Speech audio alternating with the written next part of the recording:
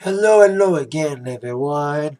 Zack Attack is here with my TNA Impact Wrestling review for tonight. Wednesday, no, let's say that. Wednesday, October the 15th, 2014. You haven't noticed, this is my first TNA Impact review in about maybe a month and a half. Or maybe a month or two. Because since TNA moved to Wednesday, I've been able to watch it live because of I've been taking these Impact classes on Wednesday nights. But when I haven't made my reviews, that means I haven't been watching TNA. I've been catching up on it, DVR wise. The last couple of Impact's been fun. The New York series, I've been applauding them. The Pennsylvania series, especially last week's episode, was pretty good for Metal Mayhem. But tonight's Impact, really good. Kind of making up for a lackluster Bound for Glory. Now, I did not see Bound for Glory. When I saw the pictures, I was like, this is supposed to be the biggest pay-per-view of TNA. This is supposed to be WrestleMania for TNA. It's like in this small, looks like a fucking high school gymnasium, and the setup was like, wow.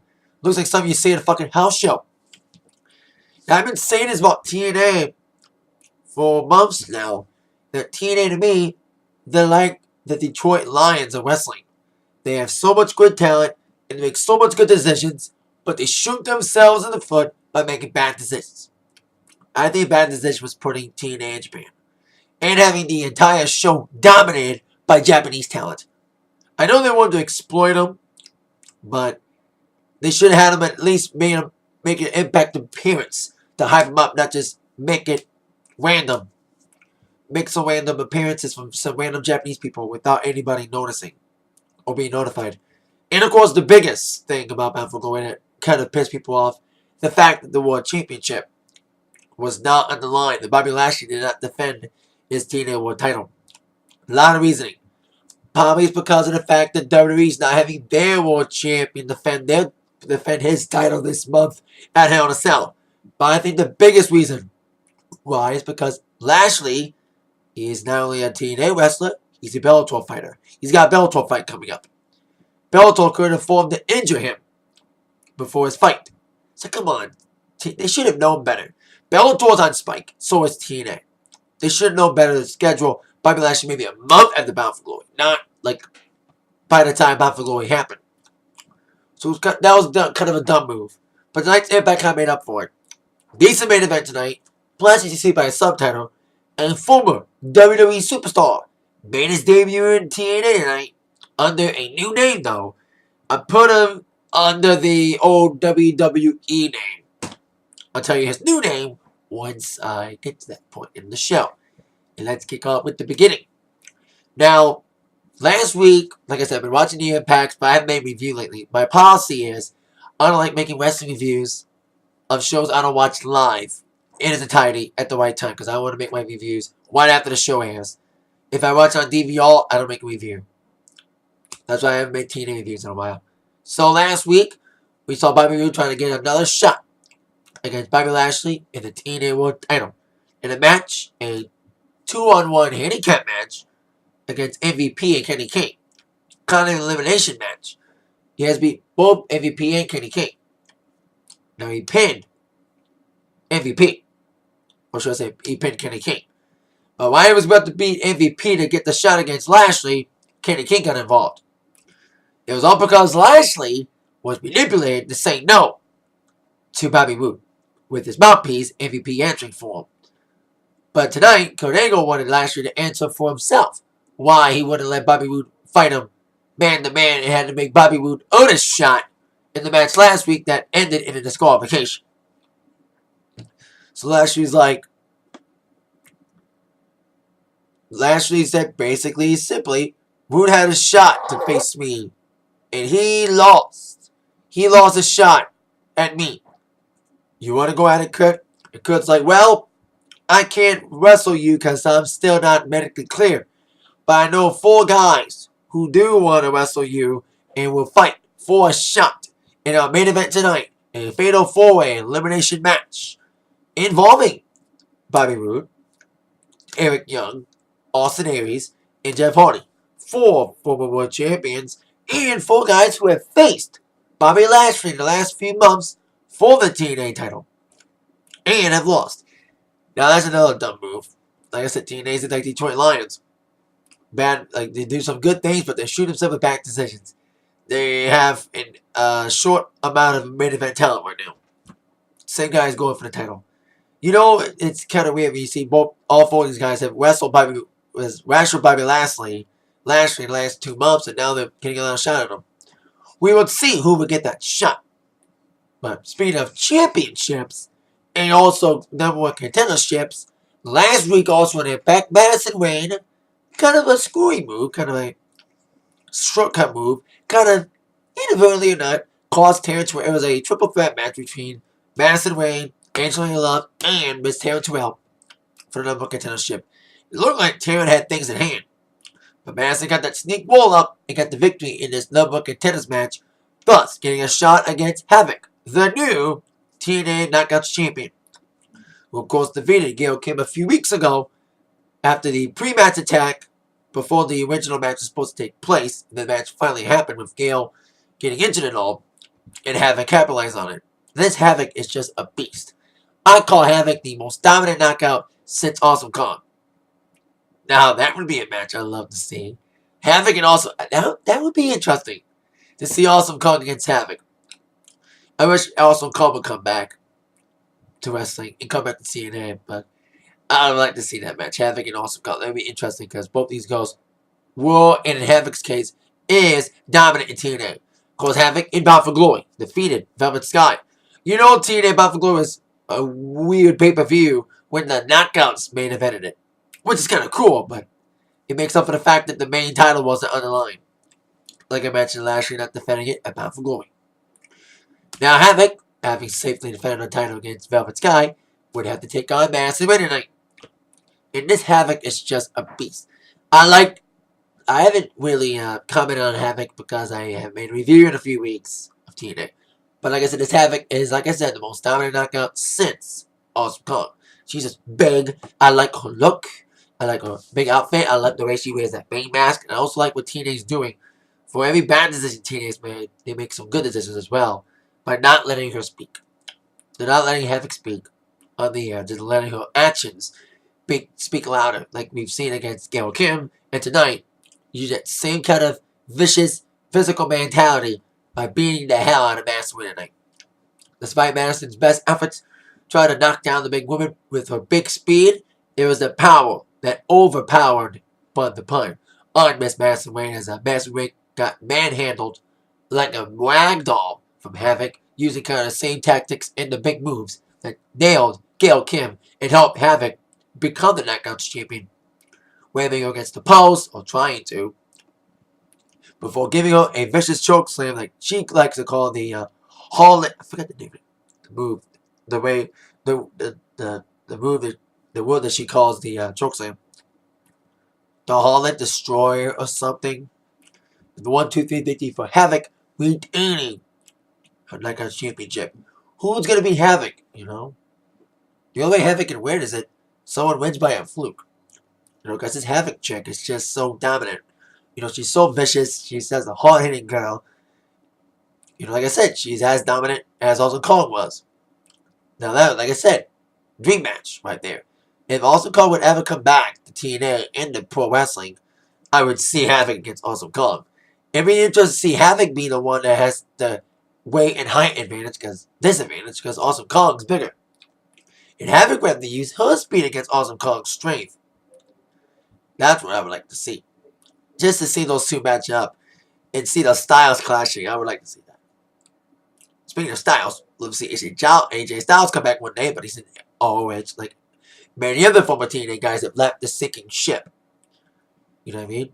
I keep saying it. TNA makes some good decisions, but that's why the main event pitch is so stagnant right now. People like AJ Styles and Daniels have left the sinking ship, and of course Joe's now in the X division. So, and we retain Bound for Glory.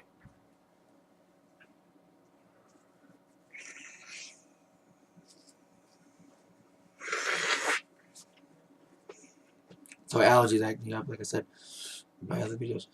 Next up, of course, Matt Hardy and Jeff Hardy have been teaming up for the last couple weeks. I've been loving the tag team. I love the tag team title series. The matches between Team 3D, Hardys, and the Wolves. A few weeks ago, we saw the Wolves and Hardys And I think that was at Hardcore Justice. That was Destination X. That was a great singles tag team match. 2 teams instead of 3 teams. And the series of matches that those 3 teams had reminded me of the old days when it was Edge and Christian, Hardy's, and T3D. The Wolves kind of played the Edge and Christian roles. There was fun matches. All 4 matches were awesome. The Full Metal Mayhem match was just epic last week. Epic. 4 matches were great. And now everyone's back in singles besides the Wolves, who announced that next week an 8-team tournament will start to crown the new number 1 contender. Speaking of throw out number 1 contenders matches. Now, with the tag team title picture changing with new contenders to be crowned after this tournament happens, that means Hardy's are back to being solo, with Jeff being in the main event tonight to fight for a number 1 contender shot of his own for the TNA World title. Matt Hardy was left open, so he had a backstage confrontation with Magnus, who we haven't seen wrestle in a while. We've seen his partner Brian wrestle. First time to see Magnus wrestle for the first time, whereas Magnus would take on Matt Hardy in a decent matchup. There's some good chemistry there. It was a decent back and forth match. Magnus was just a brute during most of the matchup, delivering some vicious moves. I like the spot where he ran Hardy against the ring post and then nailed him at the edge of the ring apron. That was a vicious spot there. And Magnus was just brutally vicious throughout the entire match, using his power big time. And Hardy was trying to use his speed. Matt Hardy's got his power too, but in this case, Magnus being a little bit more powerful in the rank department than him, Hardy would have to use his big speed and agility to dominate and try to get the victory over Magnus. And he got the side effect on at one point in the match, but then Magnus came flat back with his big moves, and the ending was kind of cool. Now we've seen when you don't do mid-air RKOs, when people come up the top rope and kids them in mid-air at the RKO. Hardy kind of did that tonight with his own mid-air move, as Magnus was trying to seal the victory with a big move off the top rope. Hardy would nail him with the mid-air twist of fate in the 1-2-3 victory for Matt Hardy. That was a cool move. Like, I've seen Orton do it with his mid-air RKO, but seeing someone else do their finishing move, getting someone in their finishing move, calling him and getting him in mid-air, seeing someone else do that besides Orton, that's kind of cool. See Hardy do that. Decent matchup between Hardy and Magnus, with Hardy getting the victory. Now on to our next matchup, a 6-person mixed tag team affair, as we see one half of the Beautiful People, Angelina Love, team up with the Bowmans, 2/3 of the Bowmans, Jesse and DJZ. Of course, Robbie E on The Amazing Race, still making it with, I watched him. I'm a big fan of Amazing Race. And it's kind of cool to see Robbie and Brooke on there. Of course, Robbie's real-life off-screen girlfriend. It's kind of weird that Brooke Tessmacher is the off-screen girlfriend of Robbie E. And Brooke Tessmacher was the on-screen girlfriend of Bully Ray, who's now off-screen dating Robbie E's current on-screen girlfriend, Velvet Sky. I know it's on and off-screen relationships, but that would be interesting to see that in real life stuff happen in TNA. Use that, like have Bully Ray feud with Robbie, and Brooke feud with Velvet. That would be interesting to see that. But tonight we have the storyline situation with Angie teaming up, like I said, with DJZ and Jesse, another reality star, Big Brother star, teaming up against the Menagerie, Big Nux, and Crazy Steve and Rebel. We haven't seen Rebel wrestle much. Most we've seen Nux wrestle most of the time, and Crazy Steve in occasional X Division matches.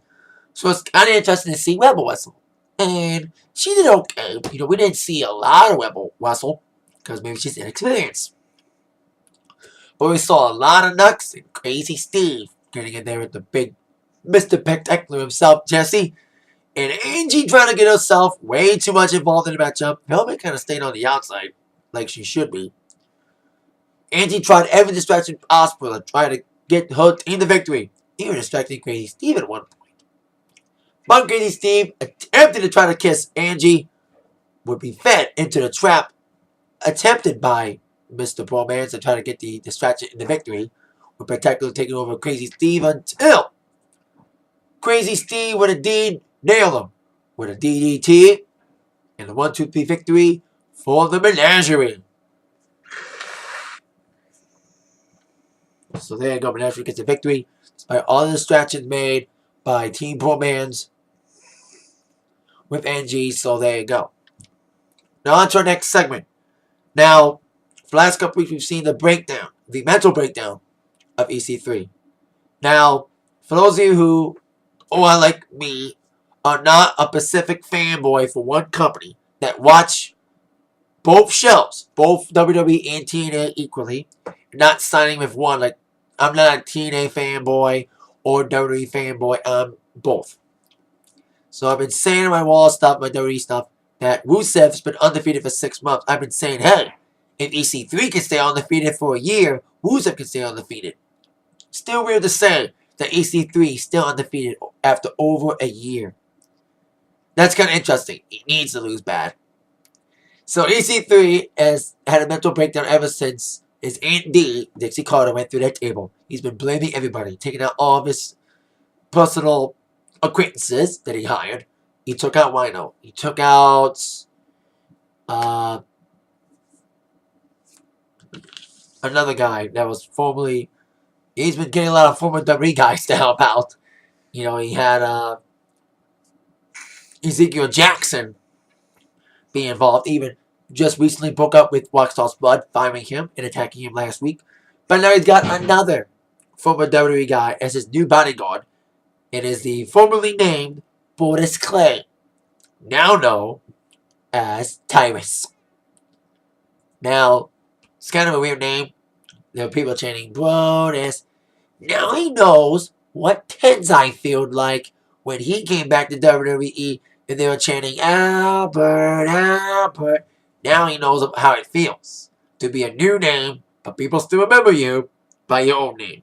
He even wore the chains there. He looked decent in there. And this is what he needed to be in WWE, a big monster heel. He did try to be a heel in WWE after he and Tenzai broke up, but by the time he turned heel, WWE released him. So it's kind of, I think we should have known after Brodus was released by WWE, I think we should have known at one point, at some point, we would see Brodus in TNA, and this is it. So EC3 wanted to give Tyrus his own match and try to get him his own undefeated streak. This kind of reminds me of what EC3, like, remember like last year and I was bitching on every TNA review that every time EC3 was in a match, it was a Jabba match for like the first 2 months, and he wasn't facing off against real talent. And I think they may do that with Tyrus, having him against Jobbers. And I called it. I said he was going to face up against Shark Boy. It was Shark Boy. Do I need to say anything? Jobber, squash match, Shark Boy got his butt whipped by Tyrus, aka Brodus Clay.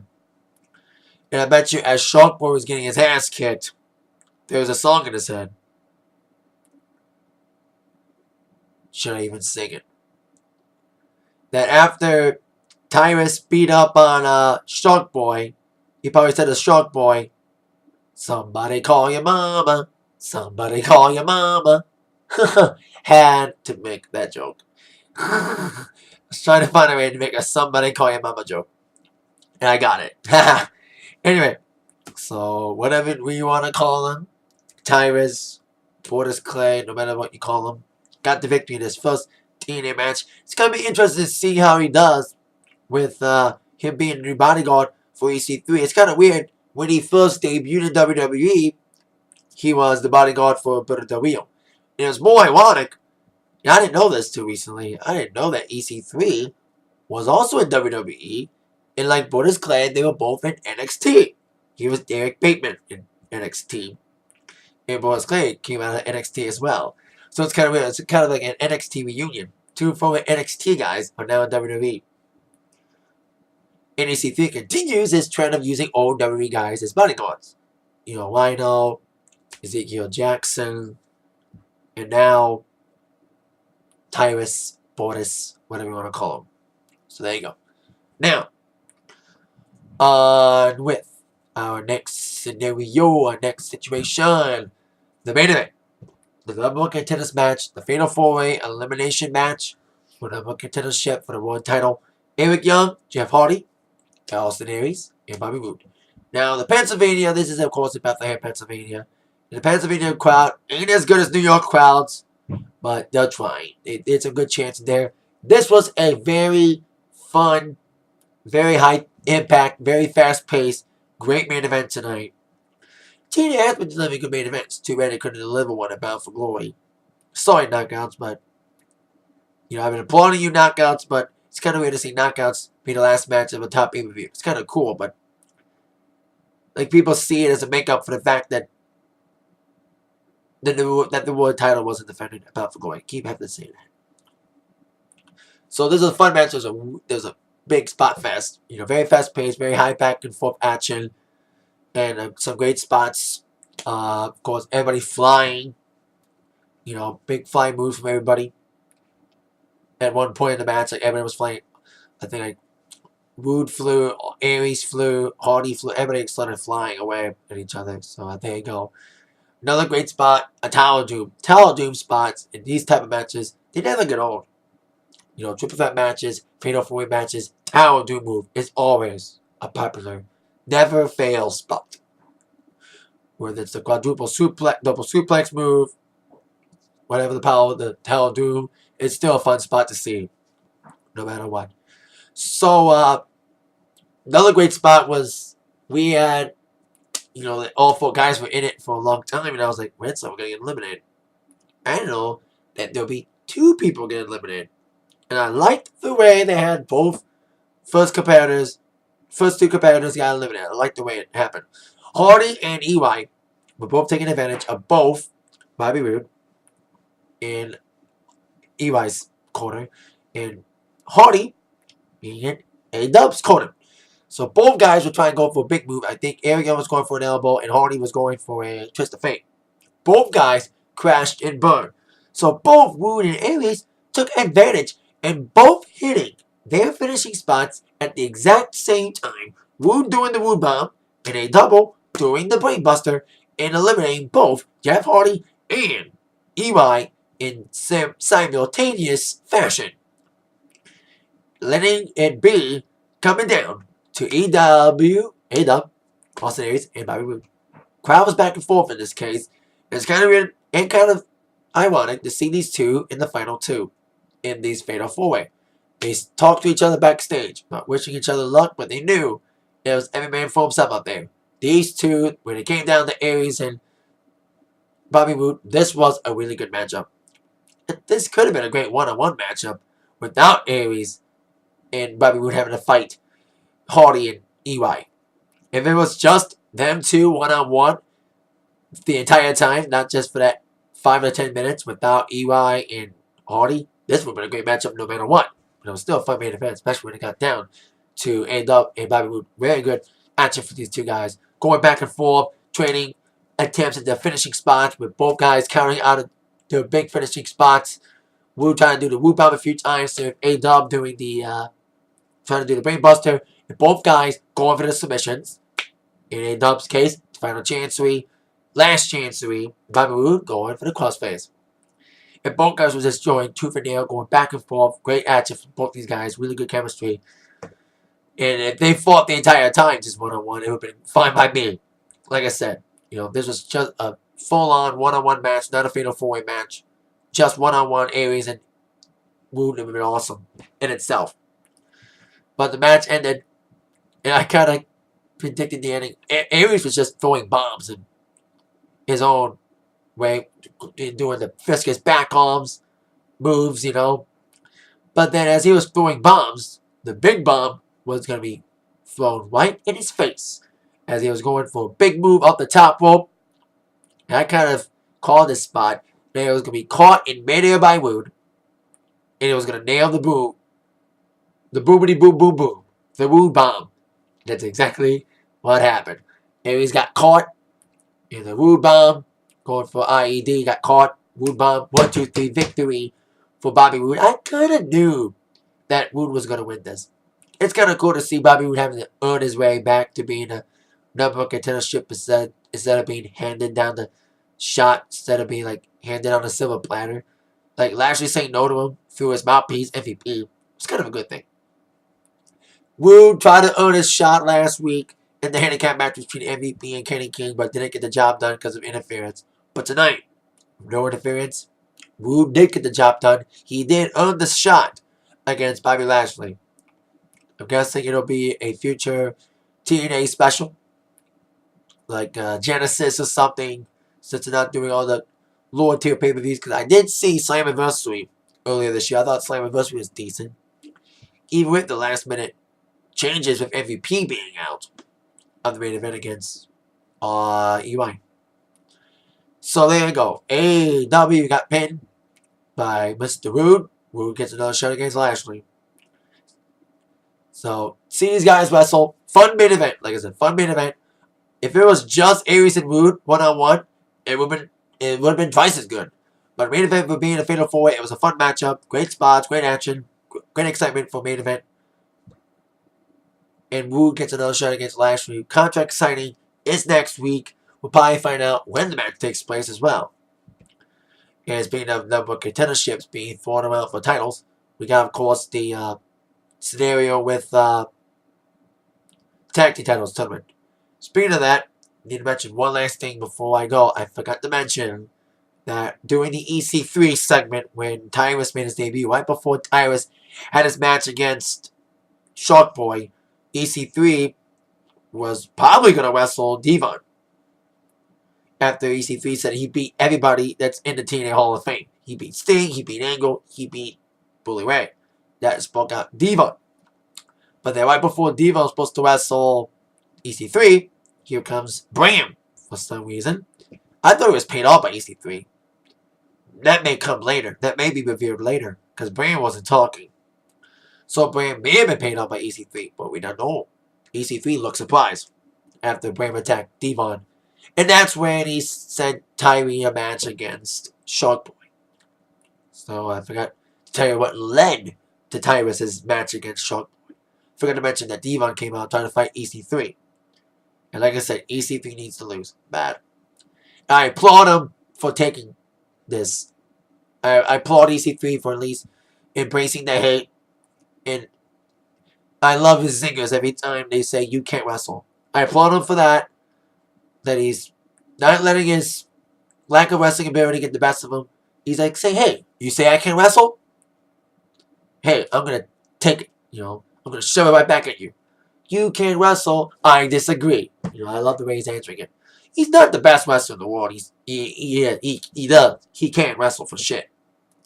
But I will give him credit for trying to not letting the haters get to him. I'll give him credit for that. Even though he is a big douche. Anyway, that is it for my TNA Impact Wrestling review. Thank you all very much for watching. With that in mind, y'all have been attacked by the review from Zach. Thank you very much. See you later. Oh yeah.